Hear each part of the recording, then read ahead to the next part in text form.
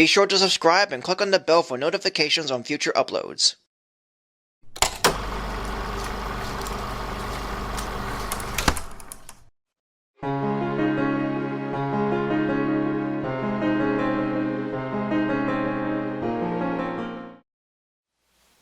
Hello everyone, Someone Bard here, or you can call me Sully. I'm still continuing Disney's 100th anniversary, but I got a movie to review that I remember seeing plenty of times as a kid on VHS, and still have fond memories of today.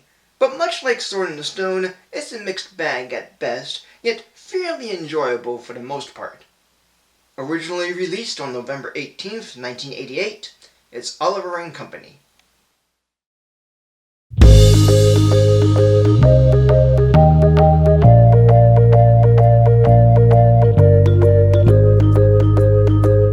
Director George Grebner has made an okay animated film, inspired by the novel Oliver Twist by Charles Dickens, with alright characters, a fine enough story, fine songs, and neat animation. Set in New York City, a kitten named Oliver becomes a stray when no one comes to take him in as a pet. But in trying to get some hot dogs to eat from Louis the vendor, he meets a streetwise dog named Dodger, who helps Oliver in retrieving some hot dogs, only for Dodger to leave Oliver behind and take the food away with him to a boat under the docks to feed his gang of canine con artists, Rita, Tito, Francis, and Einstein, who are owned by a bumbling man named Fagin, who owes money to a crime boss named Sykes. Yet Fagin is given 3 days to come up with Sykes' money, and Oliver, after tracking down Dodger to get his share of hot dogs, joins the dog gang to participate in a limousine heist, only for things to go wrong and Oliver's taken in to be a pet for a young, wealthy girl named Jenny Foxworth. And as Oliver begins to love his new life with his new owner, despite being disliked by Jenny's pampered poodle, Georgette, Dodger and the gang try to get Oliver back as Fagin comes up with a plan to get money for Sykes, by holding Oliver for ransom.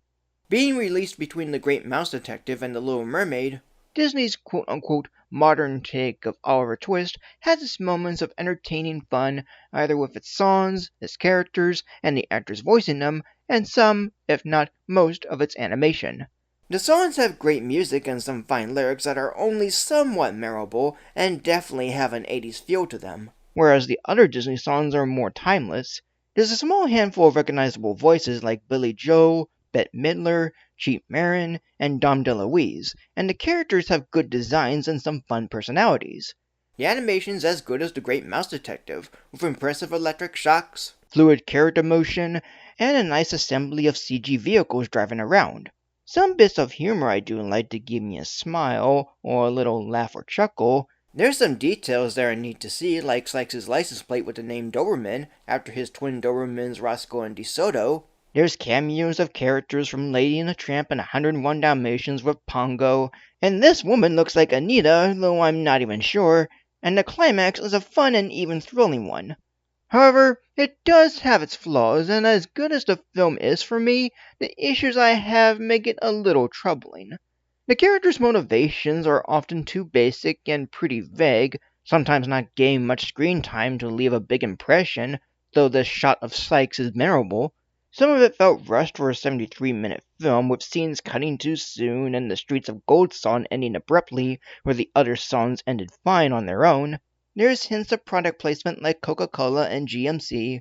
And Jenny has the most standout character design from the rest, with a face that looks more like a Disney princess than the very expressive looks of Fagin or Winston. But even with the problems I have, as I felt the film could have been a bit longer to flesh out the characters and story more, especially after The Great Mouse Detective that's about the same length but done better, and before The Little Mermaid that's longer yet surpasses both, this in-between flick is not so bad. It does have good moments and scenes and many things I like about it, from the characters, songs, and animation, and they still hold up despite it set in 1980s New York City. Yet it's a little hard for me to love or enjoy it throughout, given the flaws I mentioned, making me feel kind of torn on the whole movie. Otherwise, it's mostly fine. 2.5 plus Mickeys. And that is it. So thank you for joining me. Like, comment, subscribe, follow on Facebook or X, support me on Patreon, and until next time, for a new video.